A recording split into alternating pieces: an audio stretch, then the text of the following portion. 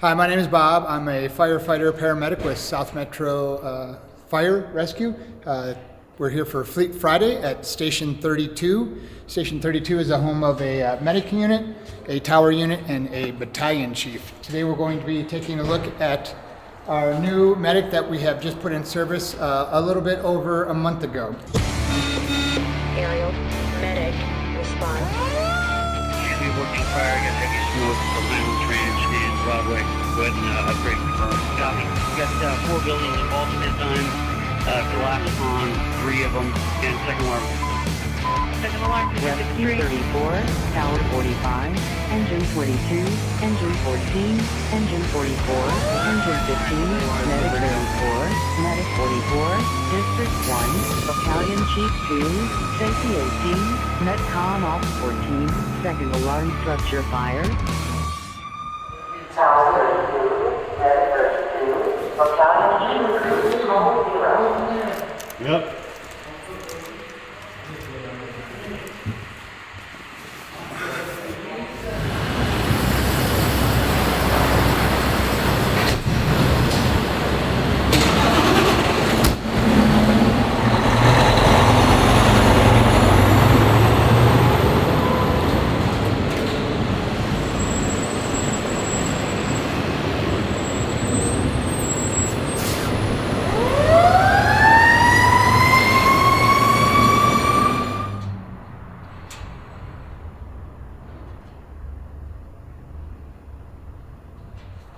So this is it. We, like I said, we just got it a little over a month ago. We've kind of switched over the years, going between like a truck chassis and a van chassis. We went to the van chassis on this one, and it's a gas engine versus a diesel engine. Again, we've kind of went back and forth. I think between the people who use it and Fleet, they enjoy this style better than the other styles that we have. So if you come over here inside, I'll show you a few things. First of all, we have our MDTs, which we have on all of them. One nice feature that we have on this medic unit, let me turn it on for you, is we have a camera that's mounted in the cab, which goes to the back. And then also when it's not on the back, if I put it in reverse, it switches to a backup camera where we can see. But this is very nice. Where I'm driving down the road and a paramedic and a patient's in the back, I can keep an eye as to what's going on. If something happens or he gets in trouble back there, I can call for help, pull over and give him a hand or do whatever we need. So it's a really nice feature that I like. For our patient care, we use this to gather all the information on the call, put all the vital signs, everything that we've done, and we generate our reports for that from there. But this is brand new. We've been looking for something that's a little better user interface for us, makes it a little easier for the paramedics to do. As you know, like all these things, we're always looking for ways to get better and improve our not only our working environment, but the outcome for the patients as well. And all of these things that we have on this now are a testament to that. So this controls all of our lights for us. We have on this medic unit, it's different for our department, but Medic 32 is a dual-staffed paramedic unit, meaning that there's always 2 paramedics on this unit at one time. Some of our other ones are EMT and a paramedic. Now, Brian and I are both paramedics on this today, and we're also both firefighters. So our job is not only being a paramedic, but we're still firefighters. So if we were to go to a fire today, and the tower is first on scene, we would be pairing up as firefighters with the tower crew or an engine crew, whoever's on scene, and having that role as a firefighter and also as a paramedic. So if we're the only paramedic unit that's there and there's a victim, then we would have to change from that fire attack to patient care and transport that patient. Usually the first paramedic unit on scene does fire attack, and the second unit would be regarded as the transport medic. That can change though, depending on when a victim is found and if we need to transition from that. Yeah, so that's the front. Now page at 29 feet at House Umbrella 6100 South 100th Street. Tower 32, Medic 32, Medical 6, Medical 6.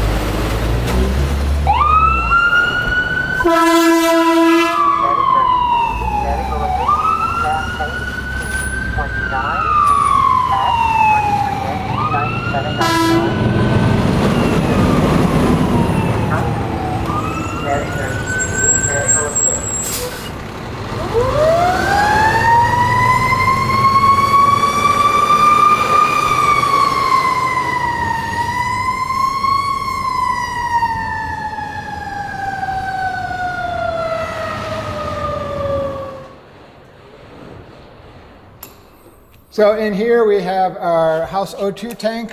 We have a lockout kit where we can make entry to vehicles with people lock their keys in it. We have a couple of fire extinguishers, so if we are first on scene before an apparatus suppression unit is with us, we can use these fire extinguishers to make entry and go inside, see if we can effect a rescue before the suppression units get there. Also have a large area search rope. We have our body armor, which we use for police standby type situations, active shooter situations. Have some swift water rescue stuff that we use on the lakes and the rivers, and some cable cutters in case we need to get into and through any fences or locks. This compartment is really for the person who's driving. This is where all his gear goes. You have a SCBA unit with a spare bottle, a couple of different flashlights. Have all your gear in there, and then we also carry a set of irons in there as well, and some spanners for hoses. In that compartment, we have some spare chains. These vehicles are equipped with drop-down chains, which is nice, but if we need to throw some on, if we get in a situation, we have those. We have some flares, tow straps, some flagging that we use for fire scenes, or a lot of times when we have bad weather and we're marking cars on the highway that are spun out, we use some of this flagging to let dispatch know that it already has been checked out by us, so we don't keep getting sent to the same thing. Back here, this is kind of the attending's medic's place where his pack is. Pack and mask, a spare bottle, flashlights, a pig, and a thermal imaging camera. We're lucky enough that all of our medics also carry a thermal imaging camera.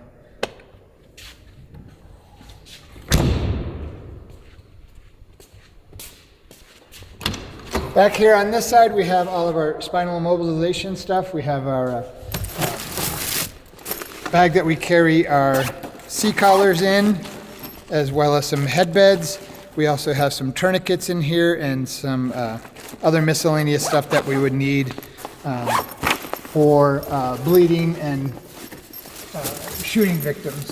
We have mega movers. We have some air splints that we carry. A stair chair. We use this for people who are maybe upstairs. It's a tight stairs getting down. We can't arm and leg them, or can't use a backboard and make those turns. So we're able to put somebody in a chair that's got tracks on it, and the tracks just roll down the stairs, makes it really easy. We also carry all of our scoops and boards in here, Kendrick extrication device, and pediatric backboards, as well as another mega mover in there. Down here, just have some wildland equipment.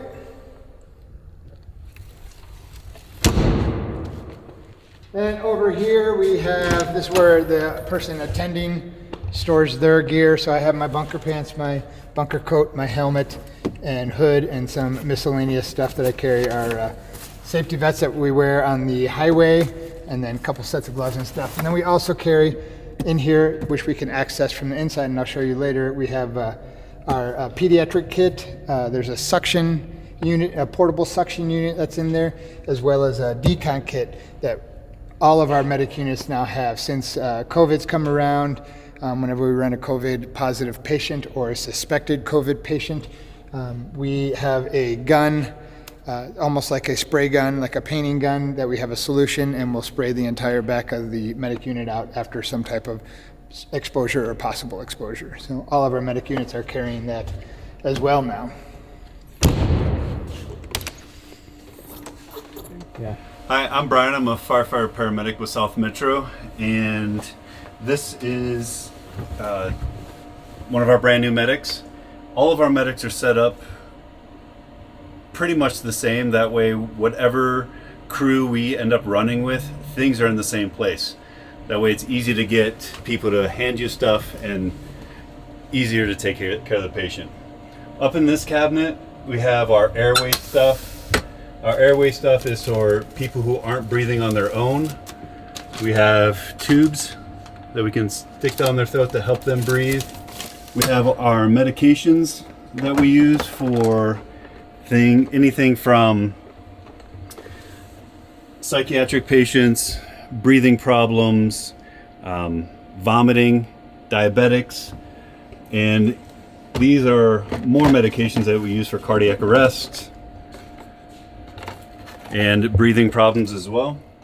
Multiple different ways to give people oxygen up here depending on what conditions they have going on. This is our monitor. Our monitor is used for a couple of things. We can see how people are breathing. We can monitor their rhythms of their heart, and we can see how much oxygen or carbon monoxide they have in their body. Helps us treat them better. Just some spare parts in here. We have the pads that we use in cardiac arrest, or if a patient's heart rate is below 40, we can use this machine to take over the rhythm of their heart and make them perfuse or get blood up to their brain and their organs. This is kind of a control panel. We can control the oxygen on and off if it's if someone's coughing a lot. If we know they're really sick, we can turn the vent on. This helps us get fresh air. Our different lights, which aren't working right now because we're plugged in, and then the vacuum helps us control this suction device. So when during cardiac arrest, or when people are strapped down to a backboard after an accident and they start to vomit, we can clear their airways with this. We have our oxygen ports, and this is where we keep our bag valve masks we use to help people breathe. Over here we have our IV access, so we have our IV bags, our tubes that go into those, and we also have some trauma. We have abdominal pads, these for abdominal traumas or major bleeding. We have smaller IV bags that we use to mix medications in to give to patients. We have some spare parts here so some of our stuff is redundant. So we have some things here, some things in our kits that we take into the house. So this would be for a patient who has a collapsed lung. We put a needle in their chest, relieve that pressure, and it allows them to breathe better. This is our kit, so if we can't breathe for the person and we can't put a tube down their throat to breathe for them because of trauma, we can perform a crike, which we put a hole in their neck, put a tube down there, and we can breathe for them with this. And then some other spare needles for interosseous IVs. So if it's impossible to get an IV in someone's peripheral, we can use this and put it either in their humeral head, their femur, or their tibia. And this is more of our IV stuff. We have our angios, or our needles that we use. Our start kits, so everything we need to start an IV is in here, except for the needles. We also draw bloods for the hospital. It gets a head start on helping them decide or figure out what's going on with some of the patients. And down here we have our OB kit to help a patient give birth in the back of the medic unit. And then we have our big trauma dressing, and then this is for a burn sheet for major burns. This is our new Airway kit. This has everything we need to run a sick breather or someone who has a very hard time breathing in a cardiac arrest. Between this, the monitor, and our other orange kit I'll show you. So we have like I said, some of our systems are redundant. So we have the needle decompression here. We have oral and nasal adjuncts. So if we're trying to breathe for someone, we put an OPA or an NPA in that helps keep their tongue out of the way so we can help them breathe. And then for allergic reactions, we have a little kit here that has epi with a syringe. This is our Airway kit. that has everything we need for either an oral intubation or a nasal intubation. With the nasal intubation, we just take the same tube, put it in the person's nostril down into their trachea. This is a CPAP. This is a great device. So if someone has fluid in their lungs from CHF, or they're an asthmatic COPD, if they're not moving oxygen or they're not moving air in and out of their lungs, we can put this up to, we have a special outlet here, we put it up there, plug it in, and it delivers the full force of whatever oxygen tank we have. And I guess it's equivalent to sticking your head outside of a car window at 50 miles an hour. It just forces air in. It opens up those people's lungs. We have more bags to help people breathe here, or BVMs. And on this side, we have, and this is new this year, it's a CMAC. And the CMAC allows us to intubate people with video. So now we can see inside the person's mouth to see where their vocal cords are, and place the tube much easier. Before this tool, we used which was called Direct. So we had, these are our backups. So we have this, and it gives us a little light, and we have to put that in the mouth, and we'd have to get our face and our eyes down to a place where we could see the back of their throat, and it's kind of difficult, but with this it makes it much easier. I don't have to get my face directly into the person's face and mouth in order to make the tube go in. This is another kit that we take in on our calls. Since COVID, we have our masks to put on the patient. Again, a lot of things are redundant, so a lot of the things we carry here, we carry in the medic unit as well.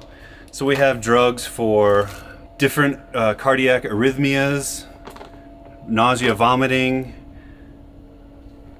allergic reactions, and psychiatric problems. And then between these two kits, we have enough drugs to run a cardiac arrest just like an emergency room would for a half hour. We have our epi that we use for cardiac arrests. Always have to get your blood pressures. And then this is a IV roll. It has everything we need in it to give at least one IV, and we can hang one IV bag plus start another IV and use what they call either an extension set or a buff cap, and put it on the IV on them and keep it there for extra access. And then we also carry, it's D10, so it's glucose. We use this to wake up diabetics when their blood sugar gets too low. And this is we have our glucose monitor here. Shears, because a lot of times we need to cut clothes off to gain access to put stickers on the chest to take a picture of their heart, put pads on for cardiac arrest, or just access to people's limbs. And this is what we use when we give someone an IO or an interosseous IV. We hook the needle on the end, stick it onto the bone, and drill, and just let the needle go into the bone. So most of the time when they get these, they're in cardiac arrest, they're unconscious, they don't know what's happening. Sometimes if someone's really sick and still conscious, they'll get one if getting a line is absolutely necessary. And what we tend to do at that point is, once we drill in, we hook some lidocaine up and drip some, we bathe the area in lidocaine, which decreases the pain, but it still hurts.